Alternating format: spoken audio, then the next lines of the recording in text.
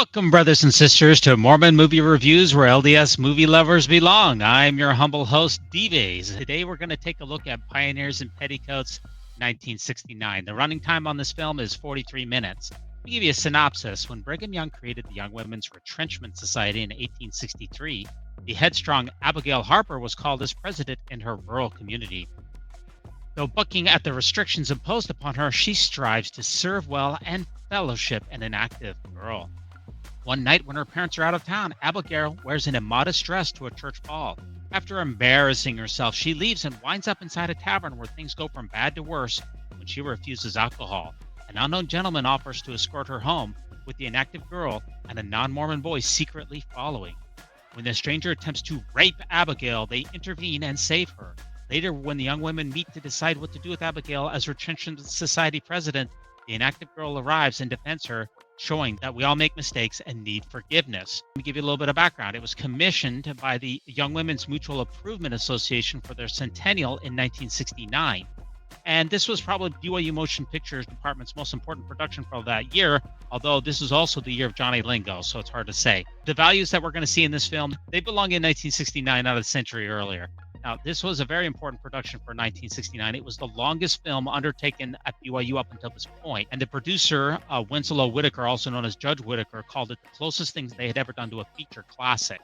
In 1969, the church was dealing with lots of concerns about the Vietnam War, civil rights movement, changing structure of the family, and especially the role of women. But Pioneer in Petticoats allowed the church to kind of displace the growing anxieties about the place and responsibilities of women in the 1960s onto an already resolved conflict over women's roles in the church in the 1860s. This film review has already been done once here by Latter-day Saint Video Vault. They do it through a text-only fashion. Now, this particular film was also sold as a VHS tape, which had 4 films in it. What About Thad, Worthy to Stand, When Thou Art Converted, and Pioneers in Petticoats. This film works best if you have seen it before, though that is not required, so obviously a spoiler alert. Some of the content of this film will include topics that some may find offensive and or traumatizing, specifically regarding rape and sexual assault, and I will forewarn you about the disturbing content before we get to it. Yep, now this was one of the only films that I'm aware of that was produced by the Young Women's Mutual Improvement Association. Here's a picture of the actual Retrenchment Society. The first program for young women in the church was established in 1969 by Brigham Young in Salt Lake City. It was founded on his desire for his daughters and other young women to separate themselves from the vanities and influence of the world. This organization was called the Young Ladies Department of the Cooperative Retrenchment Association. That just rolls off the tongue, right? The organization was later called the Young Ladies Retrenchment Association and the Young Ladies Mutual Improvement Association. This is 100 years after it took place. Salt Lake City, 1869. In just 22 years, the Mormon pioneers had transformed a desolate valley into this growing, prosperous town where the saints, free from the severe persecutions of the past, laid a firm foundation for their temple. The foundation for the temple was laid in 1853. We see a picture of the tabernacle. But the tabernacle, which is in downtown Salt Lake City, wasn't completed yet. They broke ground in 1863 and was not completed until 1875. The Transcontinental Railroad had just been completed, linking east with west, bringing passengers, mail, and merchandise swiftly, safely, and economically. Now, the Transcontinental Railroad was famously completed there in Promontory Point, Utah, and this is the iconic photo, May 10th of 1869. This is north of Salt Lake, maybe, I don't know, about 30 miles. The spur that connected it to Salt Lake City was not completed until 1870. But it also brought an influx of disappointed gold rushers and opportunists, fostering an element of commercialism and worldliness. Salt Lake City was becoming a cultural center. We're seeing the Salt Lake Theater. That was popular among the Mormon pioneers. It was built in 1862. President Brigham Young invited the finest artists in the world to perform here. But despite rigid rules, sophistication crept into the Salt Lake Theater. Coming across the plains to Salt Lake was obviously quite an ordeal. It could take 3 or 4 months. Once the train line was made, boy, obviously the travel to Salt Lake City was much, much easier. So you can see the influx here. The population barely grew, and then it really grew a lot once the train was in this area. So the population of Salt Lake Valley at around this time would have been about 12,000 people. As the population grew, schools and churches became more numerous, But so did saloons, and with them came pool halls, gambling dens, street corner loafing, and fist fighting. Or, as Elder Packer would later remember, the three great dangers of the church: pool halls, street corner loafing, and fist fighting. The new music, dances, and slang from the East were incompatible with the sedate and Victorian customs of the Mormon capital. Polygamy was really a sedate custom. Actually, not. In the homes, hand looms and spinning wheels were being replaced by the sewing machine. Copies of daring Eastern and European fashions were becoming the order of the day. Okay, now the sewing machine, it started coming to Utah in about 1855. Lowering necklines and raising hems. Flowers and feathers adorned hats. Beads, buttons, bows, and ruffles covered bodices. And over the skirts were flounces, bustles, and sweeping trains. But a bodice is an article of clothing here. It kind of cinches at the waist here. You can see a picture of what a bodice looks like. They also referenced a flounce. So a flounce is anything that has a little extra border on the end. It could be in a skirt or a dress. It's kind of like a wide strip of fabric that is gathered and sewn into the skirt or a dress. That's a bustle. Brigham Young in this film is watching the evil influence of the petticoat. And under it all went frilly petticoat after petticoat after petticoat. Very dangerous. Watch those petticoats, Brigham Young. As President Young watched the inroads of worldliness and materialism upon his people and sensed the dangers that threatened, yeah, like pool halls. Very dangerous stuff here. He determined that cultural, intellectual, and spiritual values must be revitalized. Brigham Young was a paragon of virtue and intellectual values. That the place to begin was with his own family. Okay. His sons were not an immediate problem, for they had the large estate, higher education, missions, and the construction of the temple to keep them busy. Just like B. Morris Young here. Here he is as Madame Paterini. Obviously, you can tell that he was working day and night for the church. But the petticoated members of his family had far too much time for frivolities. And so, that's where he began. Yeah, the ringing of this bell, this was common at the time, according to Susie Young Gates. And who is the blue girl, by the way? Maybe we found our protagonist. I don't know if that's the protagonist of the film, but that's the first person we see. Now, are we in the Beehive House or the Lion House? Now, the Lion House was home to 12 of Brigham Young's wives and his children. And here in 1869, Young founded for his daughters the Retrenchment Society, which eventually became the Young Women's Association. Brigham Young died in the Lion House in 1877. So are we in the Lion House or are we in the Beehive House? We're going to find out here. I mean, how many people are living here? Now, who's this handsome guy? Whoa! Is this handsome guy, is he on Tinder? Actually, now that I've seen that scene, maybe he's on Grindr. Butt slap? Hashtag consent. His personality is not off to a good start, but he's hot enough to make you half forget it. So we can answer the question now as to where we are, because these doorknobs here, this is the famous Lion House doorknob. We get to see the credits here of our main folks through the movie here. I find it kind of remarkable. This is one of the first films that we actually have people who are credited for hairstyles and wardrobe. I mean, they spared no expense for this particular film.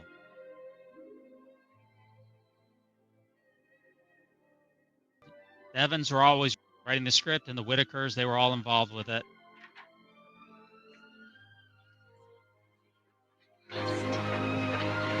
Why can't we stay for the meeting after family prayer? Father wanted to talk to the women folk. You're just a girl folk. Boom! I wish we could hear what Father is saying. Maybe we can.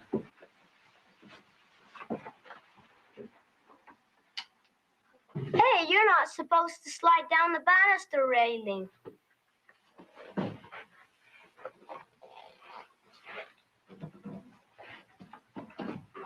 What can you hear? Nothing. Hey, you're not supposed to eavesdrop. I wish you girls to obtain a knowledge of the gospel for yourselves.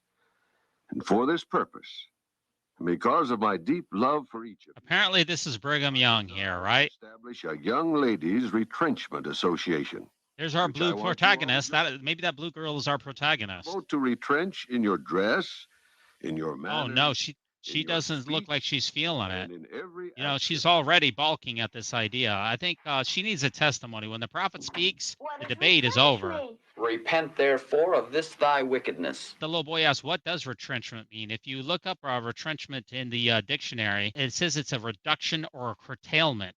So in this context, it would be a reduction of evil or worldly values and a curtailment of light-mindedness, evil speaking.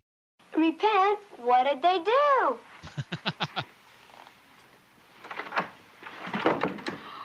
Richard. Whoopsie. For shame. You run along now. You know you're not supposed to eavesdrop. Another butt slap? I may need to reread the Peace and Violence Among 19th Century Latter-day Saints Gospel Topics essay because I don't remember this much violence. I guess a butt slap is better than a blood atonement, right? You're not supposed to eavesdrop. Exciting. It's our very own organization. The first of its kind. We're pioneers. Yeah, there's so much lighting in here. It feels like there's electricity, but of course there's no electricity at this time. Uh-oh. Emmy, dear. Your father is a loving parent and a prophet of God. Where are all the other mothers? There's a whole lot of them. I only see one mother. Brigham Young had like, I don't know, 55 wives or so. They all must be shopping at the City Creek Mall at the same time. For some reason, we don't get to see them in this film. Gee, I wonder why. Wife number 23 here refers to Brigham Young as a prophet. But in 1865, Brigham Young said, I have never particularly desired any man to testify publicly that I am a prophet. Nevertheless, if any man feels joy in doing this, he shall be blessed in it. I have never said that I am not a prophet. We would do well to abide by his wisdom. Yes, Mother. Okay, Mom. You say so, Mom. Emmy! Abigail Harper's in the sitting room. Abigail Harper? Harper? Here? Annie sure brightened up in a hurry. Whoa, look at this one. A red dress. Maybe we have a new protagonist here. So Melinda Cummings plays the part of Abigail Harper in the movie. She's not a member while she was shooting this. Abigail! Hello, Emmy! What are you doing in Salt Lake? Well, Papa came to council with your father. All I've heard from the time I left home is, what is to become of the young people? They seek for idle pleasures and neglect their church meetings. And so Abigail is visiting Salt Lake. So Abigail does not live in Salt Lake at the time. I like living in a small town. Oh, well, I can hardly bear it. There's nothing exciting to do or to buy. The boys all have chapped hands and bowed legs, and Abigail ain't got no time for no ugly dudes. the girls are all tattletales. Oh, they'll be green with envy when they see what I bought. How is Carl? Very well, thank you. I suppose he's courting some fetching girl. No, he's busy studying. Oh, it's splendid. Simply splendid. First of all, who's Carl? We don't know who Carl is quite at the moment. I mean, she is breathless over this dress. I wish I could have that same kind of a visceral reaction to a mere piece of cloth. I mean, Andy wants to wear this amazing dress. Uh-oh. What's wrong, Annie? Why, you look like a thundercloud. One would think you had a dress just like it. What's wrong, Annie? You don't, do you? No, I don't. Oh, no. Nor will I ever.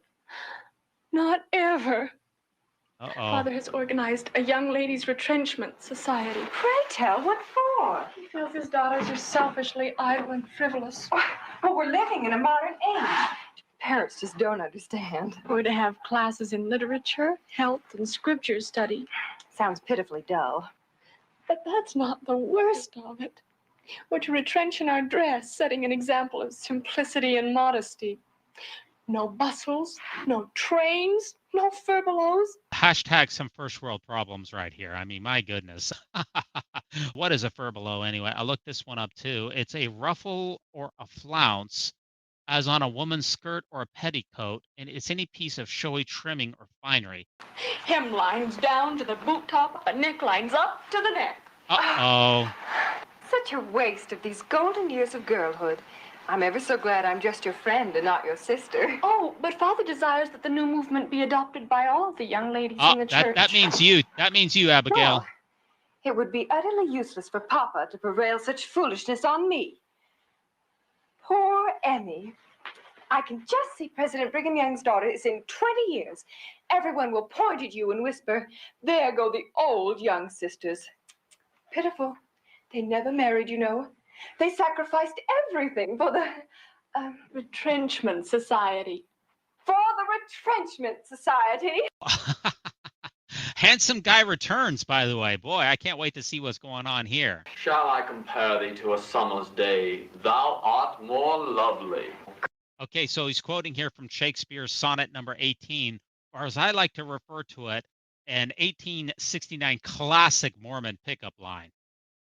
Carl. Oh.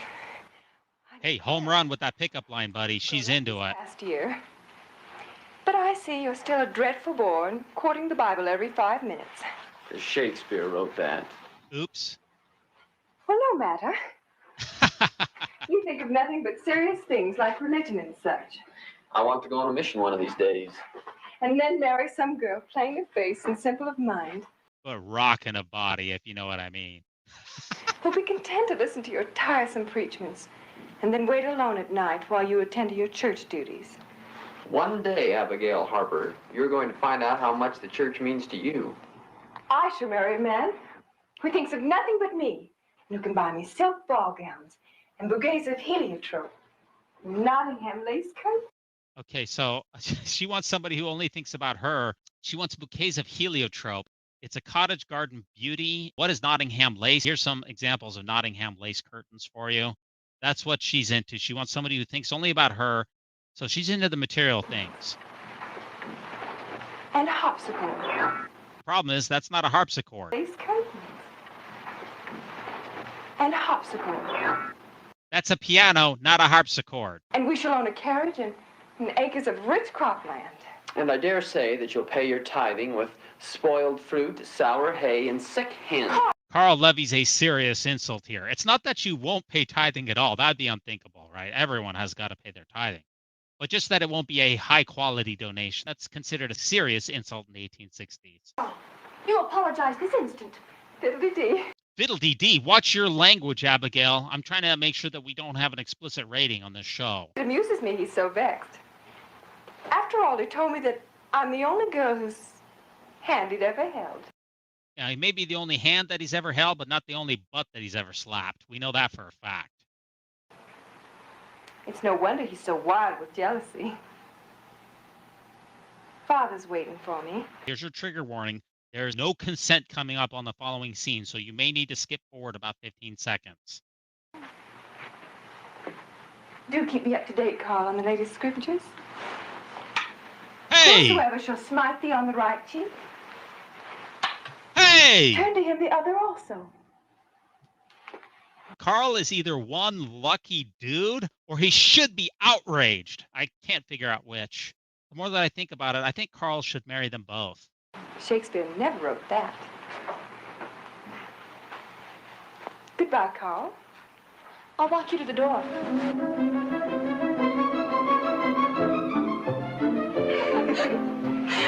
Good luck with the Retrenchment Society, Amy. Thank heavens I shall never have to put up with such nonsense. How does she have a southern accent in 1869 Utah? And you, Abigail, shall lead out in the work as president of the new Young Women's Retrenchment Society in our ward. But, Father, you're the bishop. Won't it seem strange having your own daughter as president? Not at all. You're the natural leader. Now, here's a copy of the resolutions President Young gave me. He went into great detail to see that everything was worked out for the best for everyone concerned. Now, Abigail and her father, they're done visiting Brigham Young and the Lion House in Salt Lake City. Now they're heading back to whatever small town it is that they live in. Nathan Hale here, he is playing the part of Bishop Harper, Abigail's father.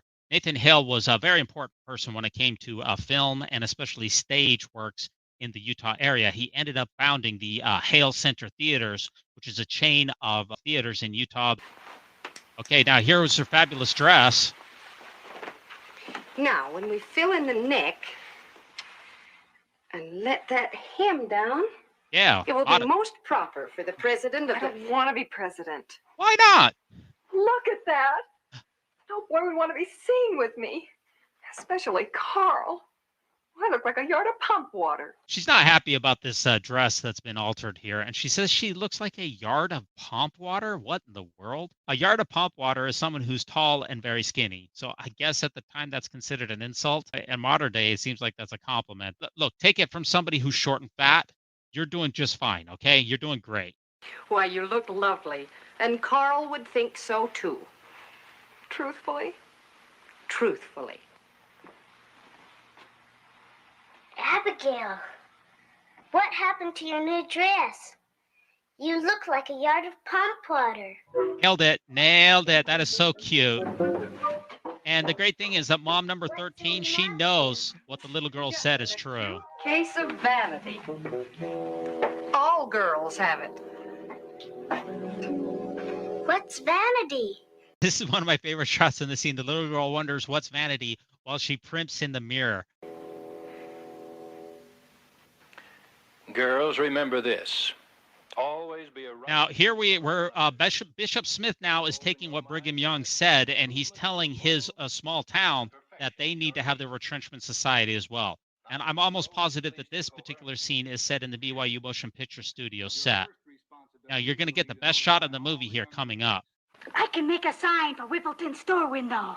And we can run an ad in the Weekly Gazette. Whoa, hey, that's a little too aggressive here. I want to see this in slow motion, though. These girls are really into this Retrenchment Society. And we can run an ad in the Weekly Gazette. Wow, okay, that's a little... Hey, calm down there. I know, follow the prophet, I get it. You're really into it. But you may need to take it down just a little notch. Easy. Fiddly-dee. Watch your All we have language. to do is tell Sister Appleby and emphasize that it should be kept strictly confidential. Watch your language, Abigail. It looks like you have 2 letters, Sister Appleby. Oh, thank you. Sister Appleby, Uh-oh. don't you tell a soul about this. You know what? This is the same set that was used in Windows of Heaven. And that's the same telegraph operator who does a lot of bit parts. His name is Grant Graff. Apparently, Sister Appleby, she's quite the blabbermouth. You know, they should have included some blood oaths to make Sister Appleby be quiet, because I bet she wouldn't have one squeak if she knew she might be disemboweled or tongue torn out by her roots. So a couple blood oaths would have come in handy right now. Hashtag sacred, not secret. Okay, now we get introduced here to Nellie Blair. Looks like a good one to me, Bishop, but then Here's your dinner, Pa. Hello, Bishop. Hello, Nellie. Nell, the bishop's Henry's here. waiting for you, Pa. Okay, so here's our first look here at Gordon Jump.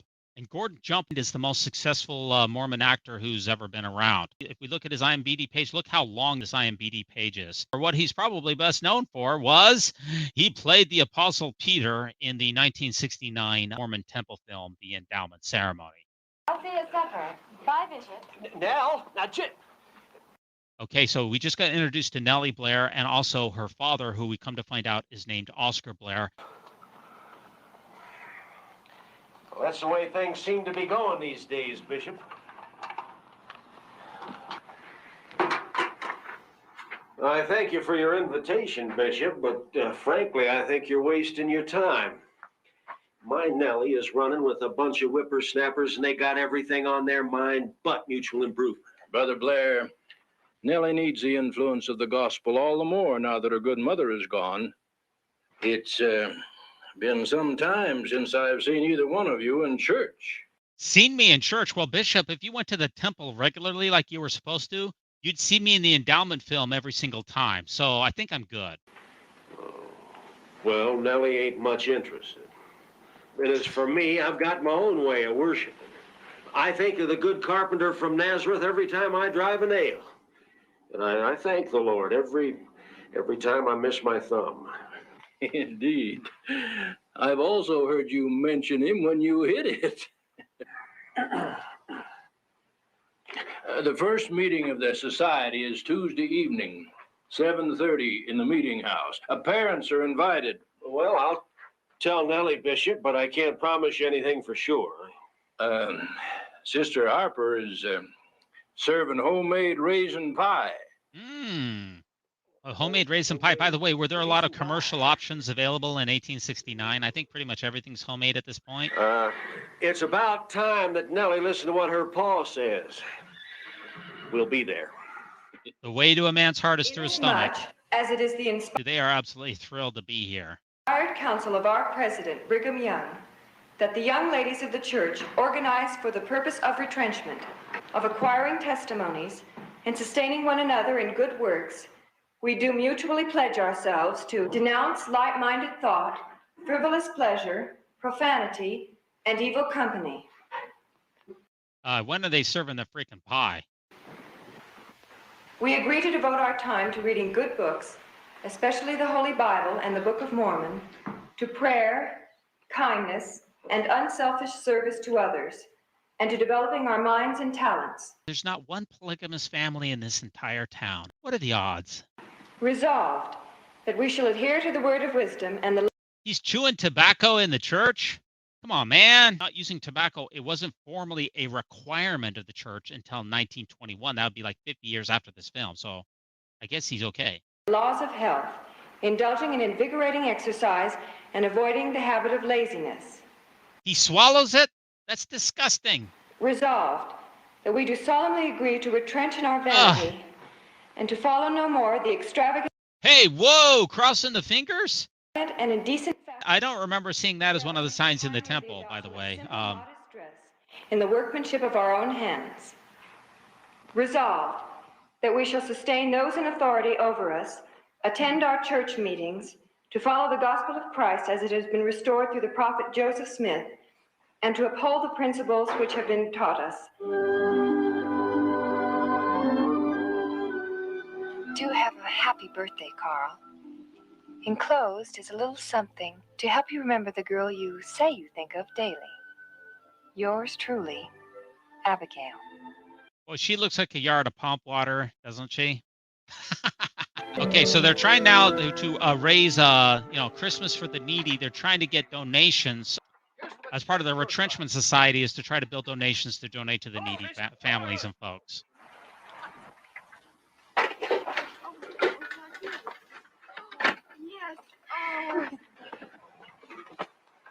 Nice work, girls. Thank you. Isn't it wonderful, Papa? Yes, it is. Abigail.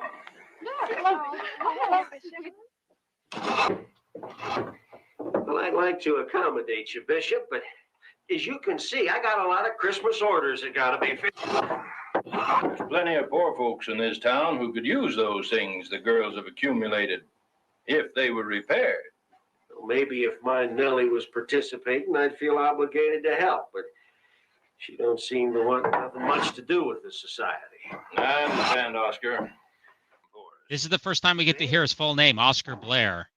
Now, the bishop here, he's manipulating Oscar by, by talking about a rival carpenter. He never seems to hit in the same spot twice. All right, Bishop, you bring them things around in the morning and I'll take a look at them. But mind you, I'm only going to fix them broken parts. There ain't going to be no painting and no refinishing. With 3 weeks till Christmas, I just ain't got time. Hey, way to manipulate him, Bishop. Way to manipulate him. Oh, it feels a little... You know better than to bring me work like this. But, Oscar, there ain't time. What do you mean there ain't time? What do you want to do? Give some poor little youngster a seat full of slivers for Christmas? Well, You 2 sandings and 2 coats of paint. You take it on home and finish it off right. Okay, so we got a nice little montage here of everybody who's pitching in for the Retrenchment Society. The town has really been transformed. Now, the scoring here, I turned it down, but it's really reminiscent of like a Leroy Anderson scoring. Cold hands, warm heart. I mean, Abigail always has a face full of makeup, and she's always impeccably dressed, always with good posture. I mean, she never lets herself go one little bit. Now, this next scene is when we're going to start seeing them deliver all of the goods and services that were donated to the bishop, to the people in the town who are needy of it. By the way, this scene really needs better lighting. It's really poorly lit. You can barely see what's going on.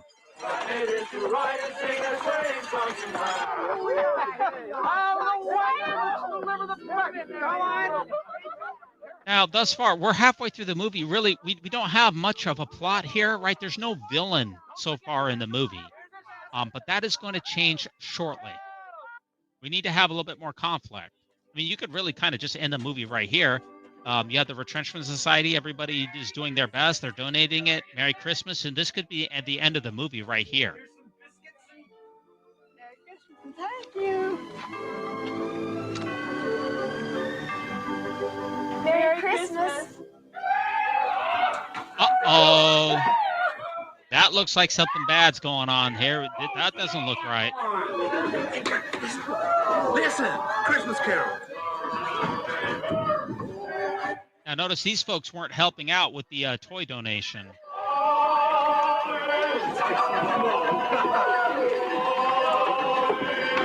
And I think I spot Nellie in there.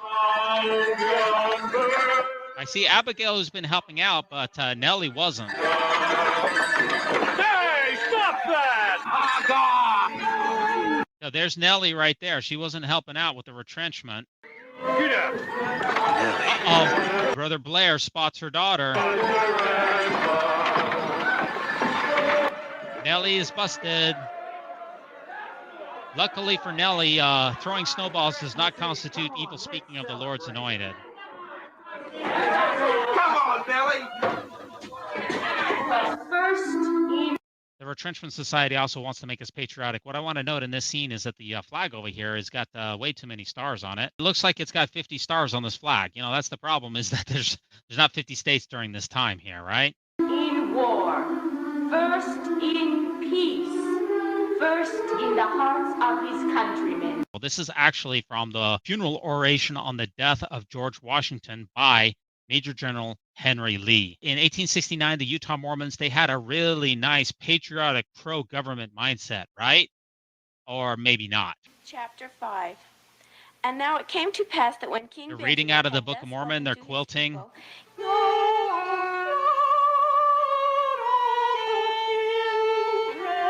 Marriage. It's one of the most important things you can do in this life. In 1869, a temple marriage was really important, other than the fact that you couldn't get married in a temple during this time because there were no temples. I guess you could get married in the Kirtland Temple. I mean, these girls had no opportunity to marry in the temple. I assume you mean get married in the endowment house? No, girls. Arms length. Pioneers, they're cutting edge because it was originally composed in 1866 and only performed in 1867. So for it to come and travel all the way to Utah, these guys are on the tip top of the latest trends. 1, 2, 3, 1, 2, 3, 1, 2, 3. Hot cross buns served up with sugar and glue. Birthday, dear President. Happy birthday to Yeah, happy birthday's not in the public domain, by the way. So they're really using that without permission. They're being very industrious. You know, I'm starting to gain a testimony of the retrenchment. I may need to retrench in my own life now that I'm thinking about it.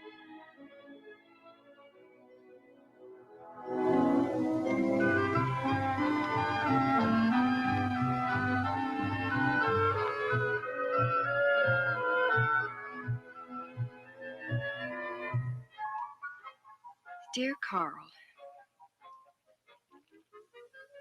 word has reached me that you are leaving soon for a German mission. Congrats, Carl. I have no intention of waiting for a boy who places the church above his affections and devotion. What? Kindly return the photograph I sent you for your birthday. Tell Emmy I wish she were here. There are so many dashing young men and such exciting things to do. Not yours truly, Abigail Harper. You live in a small frontier town in 1869 Utah, right? Practically every boy in the town is a Mormon and devotes himself to the church. Activity rates at this time were in excess of 95%. Who do you think you're going to be hooking up with, Abigail? And she literally Dear Johns him before he leaves for his mission. She doesn't even wait for him to go. Will I wait for you? No, she's not. Will I wait for you? Not a chance. Will I wait for you? Think again. Will I wait for you? No, she's not going to wait for you. 2 letters for your father. And a letter for you, Abigail. Thank you. That's all.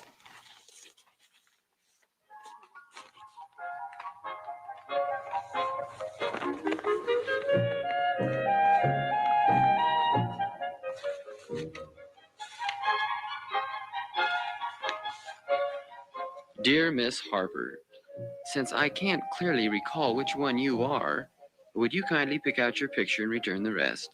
Cordially, Carl Young. Nailed it. Nailed it. I knew Carl was a player. I wasn't sure which team that he was on based on those earliest scenes with the butt slapping, but obviously we know what team he's on now. I mean, talk about a player. And by the way, he calls her Ms. Harper instead of Abigail. Very formalized, very distant. He's got like 20 girls' pictures, and that may seem a little too much, but do remember this one thing. He is Brigham Young's son after all. Makes perfect P.S. sense. I leave for Germany next week. Happy retrenching. I hear you're president. Way to get him, Carl. And then look at the telegraph operator. Look at the he just shrugs. Women. I don't know. Now go to sleep. Now, this dress should get an Oscar nod all by itself. Dress? Abigail, you can't. I can and I shall. I'll have the Nice. most elegant dress at the dance. Oh, why did Mother and Father have to go to St. George? Abigail, don't. You wouldn't dare when you were president of the Retrenchment Society. I never wished to be president. Mother and father are gone to St. George. But what about all the other mothers? I'm young. And I'm pretty. And I'm going to have fun. Nice. I'm glad I've got a sore throat and can't go to the dance. I couldn't bear to watch you make a spectacle of yourself. Oh, wow. Oh, fiddle-dee-dee. Watch your language. Don't look so dismal, Penelope. All the boys will vie for my attention, and all the girls will be green with envy. Well, we'll see. Okay, now we're at the church social here, and we're hearing the Irish washerwoman jig, by the way. And Abigail is here, and she's going to make quite an impression on the people that are there. Now we're going to strike up the Blue Danube Waltz, which we heard earlier, this time with an accordion.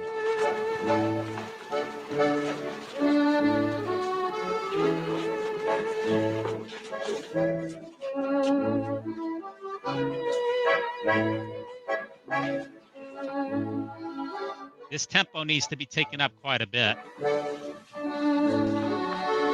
Whoops. Uh-oh. Abigail did steal the show. But maybe not in the way that she wanted to, right?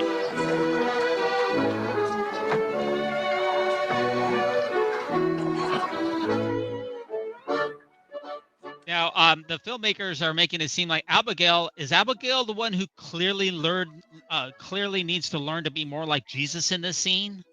It's Abigail who's at fault, right? Abigail is the one who dropped the ball. Who is the one that needs to be more like Jesus in the scene, I'm wondering?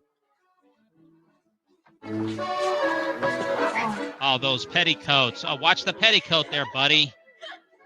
One of the very much hazards of being a pioneer with petticoats.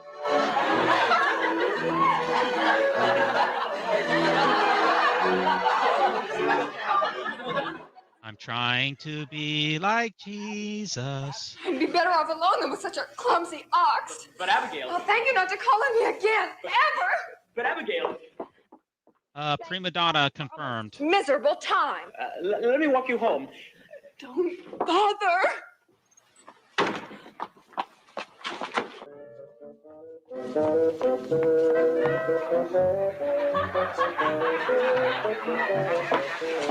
Well, if it isn't her royal righteousness, all dressed up in fuss and feathers and with her cheeks all rouged. I've just been to the church social. If that's what the church is going in for these days, I just might consider joining. Lay off, all of you. Okay, Nellie has come to the rescue. Excuse me. You don't fool me with none of your highfalutin airs.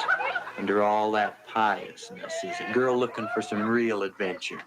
Come on with us to the dance hall. Come on in. Come on. She ain't your type, Angus. Let's walk her home. And Nellie is sensing that this is not a good idea. Nellie has some common sense. Can't you see she's frightened? Frightened? Me? Indeed not. Then come on.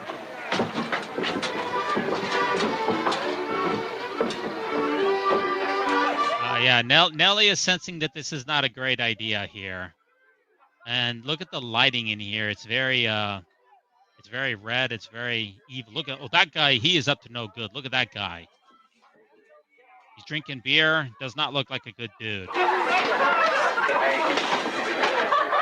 I ain't gonna sit around all night while you dance with my beau. Relax, honey. Tell you what, Let's all go into the bar. I don't drink. Father says it's slow poison. The slower, the better.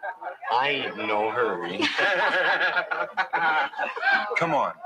Let me teach you the latest dance. I don't care to learn. It isn't proper. Proper? Why don't you quit wasting your youth? A waste of time. That's all your Retrenchment Society is anyway.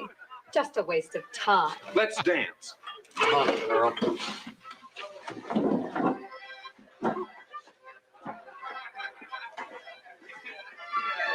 Okay, now a narrator makes a sudden appearance in the film. How in the world did I get into this situation?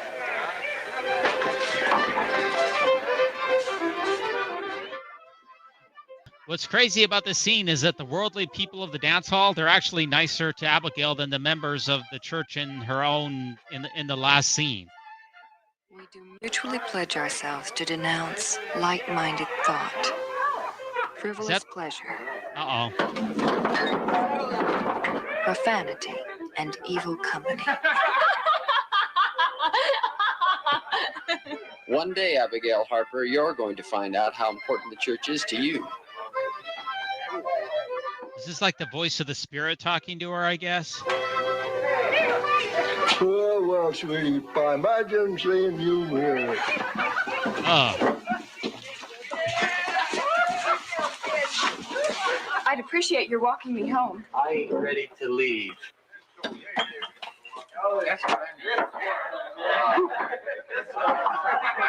I'll go by myself. Henry, if you aren't gentlemanly enough to take the young lady home, I will. Go ahead. You're right, Nellie. She ain't my type.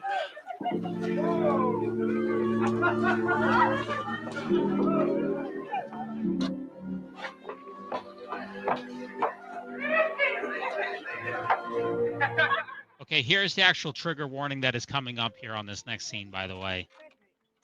Is that Sister Appleby, the blabbermouth? Talk about your bad luck to run into Sister Appleby at a time like this.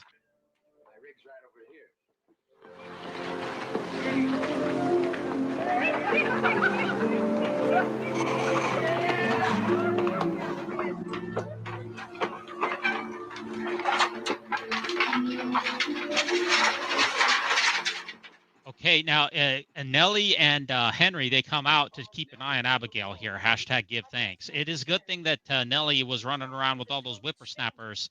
Otherwise, we'd have a serious problem here.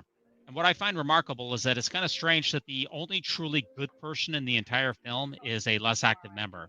I want to clarify this, that no one, absolutely no one deserves to be assaulted or what they wear for anything that they do. This scene is absolutely horrendous. And Abigail, she is responsible for 0% of this attack. However, she does lack some basic common sense. Now, the filmmakers, they seem to be perpetuating the idea that girls who are not modest are asking to be raped. So there's a lot of really, really bad things that are brought up through this scene.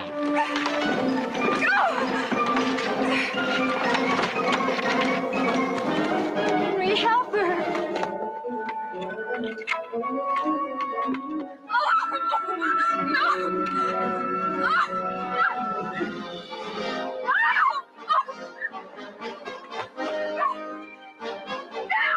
Hey, you leave her alone.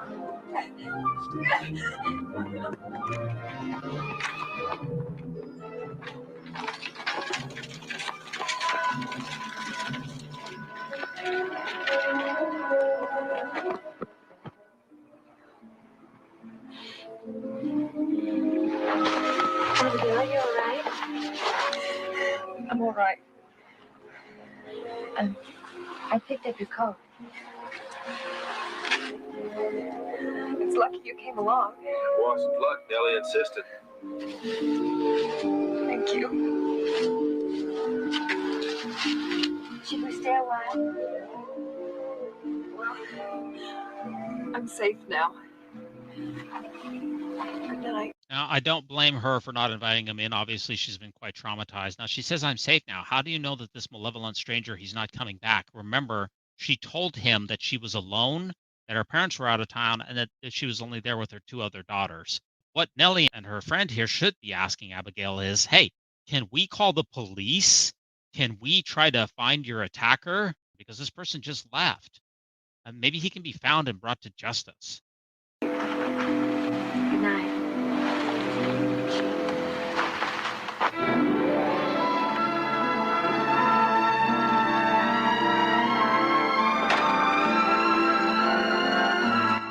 Her face is kind of shrouded in shadow here. Maybe to show that she didn't make the right decision. It's hard to say. I don't know what they're trying to show with her face being enshrouded.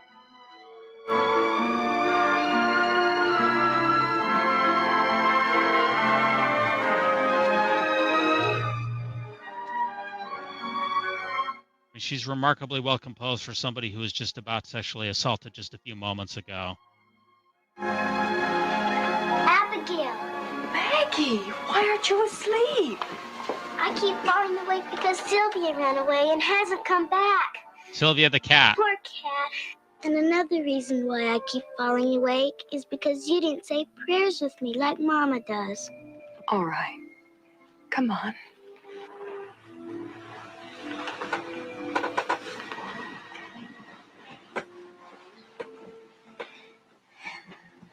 Father in heaven, thank thee for my house and clothes and food, except for corn meal, mush, and buttermilk.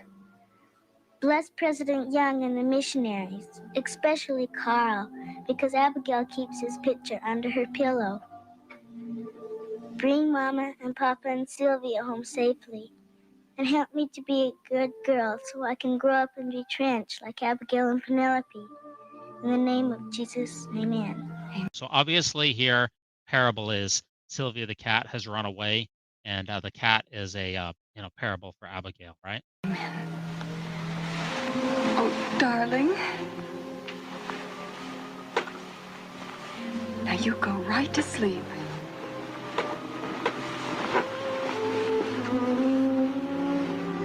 Abigail, does Heavenly Father really watch over runaway cats? Oh, yes, he does. And runaway girls.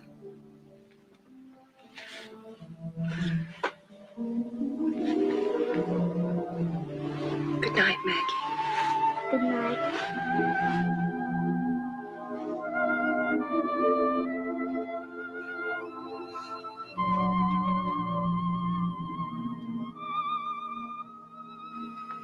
Oh, Heavenly Father, give me another chance. So, then he drove away. These guys, they're never in pajamas at home. They can never just have anything that's just kind of casual. They're always dressed to the nines here. Oh, Mama and Papa, now I've disgraced you. You've told us what happened, and we have no reason to doubt you. How about this, Mom and Dad? Report it to the police. There is a sexual predator on the loose in a small Mormon town in 1869. Do something. But I fear there are those who do. Everyone in town knows you were seen coming out of the dance hall with a stranger. Who cares? Report it to the police. I must resign as president. Abigail, this decision must be made by you and the sisters of the society. My mother and father saw her coming out of the dance hall with a stranger. We don't know what happened. You saw her at the church social, flaunting her ruffles and rouged cheeks and crimped hair. Okay, the final scene of the movie here.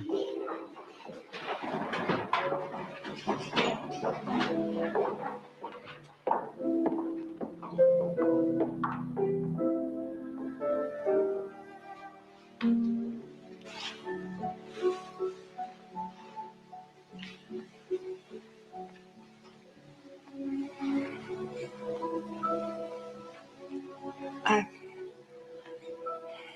come to ask your forgiveness for my conduct. I've also come to ask whether or not you want me to continue as president of the society. It seems to me that under the circumstances, it's only proper that someone else head the society. Everybody's talking about it. The president of any organization must be above reproach. I agree. The president of any organization should be above reproach. That's a very good model, like Joseph Smith. Well, maybe that's not the best example. Then I must resign.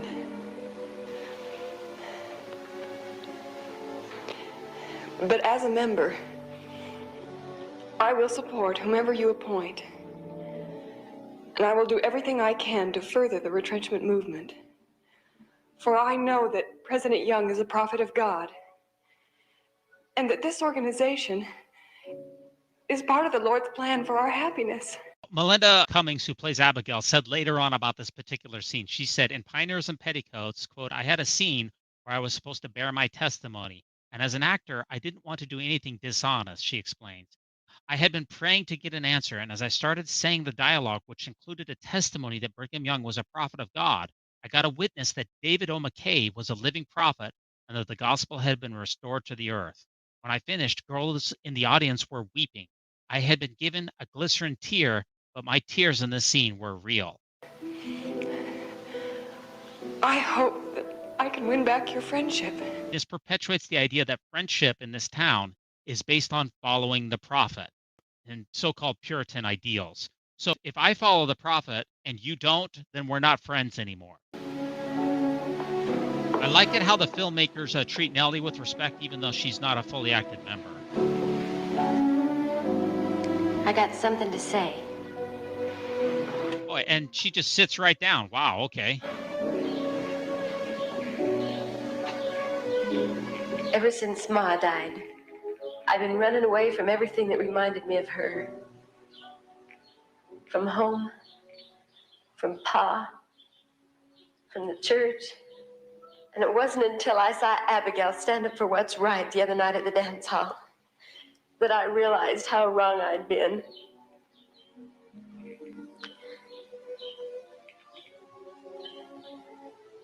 No matter what you've heard, she ain't done nothing to be ashamed of.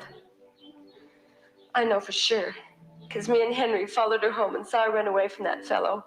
Now here's the most brutal line in the movie. But that's not the only thing. Abigail's disgraceful appearance at the ward dance is reason enough to remove her from the presidency. Brutal. Surely you ain't gonna let her resign.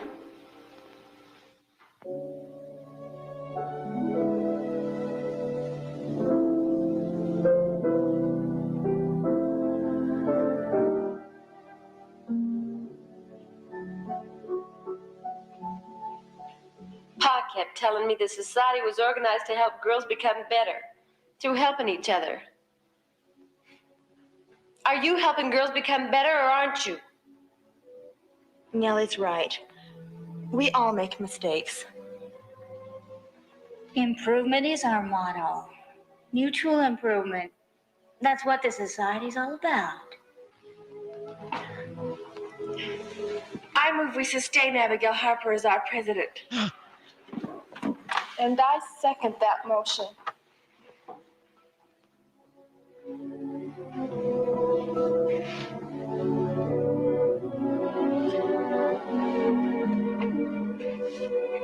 Not one of these girls seems even the slightest bit concerned that there is a sexual predator loose in a small town.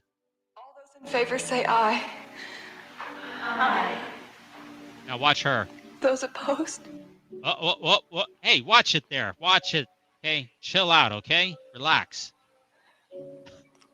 I'm so proud to be your president. And I'll do my utmost to be deserving of your trust. And these tears were real. There are so many worthwhile things we can do together. Oh, why? Yeah, like getting rid of crimped hair and flushed cheeks. I propose that we each invite a new member to our next meeting. I'd like to invite Nellie. How many non-active girls are there in this town who are not part of the Retrenchment Society? There can't be very many.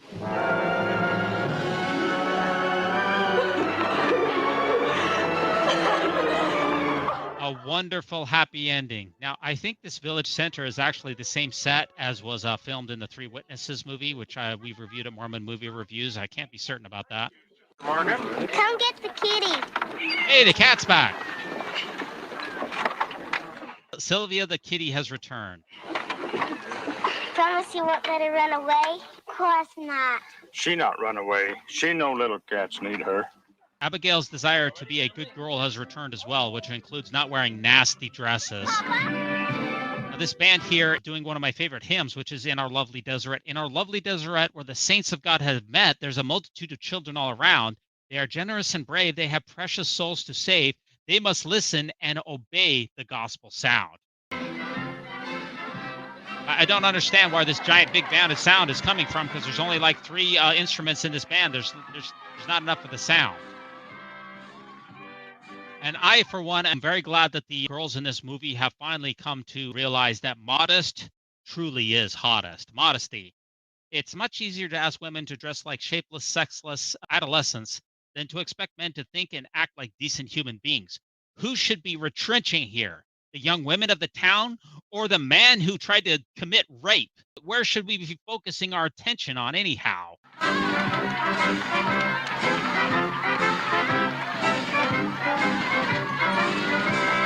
Now, on the most basic level here, Pioneers in Petticoats, it's a fictionalized account of the origins of the LDS Young Women's Program in the early church society. In light of the historical situation in which this film was made, however, it is clearly a statement that reminds us about what the church expects of LDS women in the 20th century. They should have modest dress, demure behavior, and they should find their fulfillment through domestic work. Dare I say, keep sweet, pray, and obey.